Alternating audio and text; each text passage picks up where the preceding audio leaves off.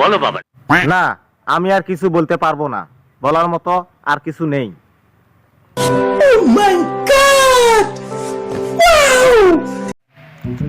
ওরা কারা? কি? তুই এখন আমাকে চিনতে পারিসনি? আমি তোর দোস্ত।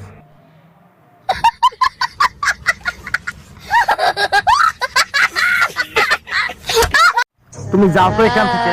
বাপ রে, আমি যাবো না, বাস বলে দিলাম, তুমি যাও এখান থেকে। সাংঘাতিক মানুষ তো তুমি ভাই। কেন ভাই? আপনি কি বলতে চাইছেন? আমি যেটা জানি। তোরে কইছি তুই বেশি জানিস। আমি জানি না, ঠিক আছে, আপনি সব কিছু জানেন। দোস্ত এই পোলার তো দেখে মনে হয় না ওর মাথার মধ্যে এত বুদ্ধি আছে। আমিও তাই ভাবছি, ওর মাথায় এত বুদ্ধি এলো কোথায় থেকে?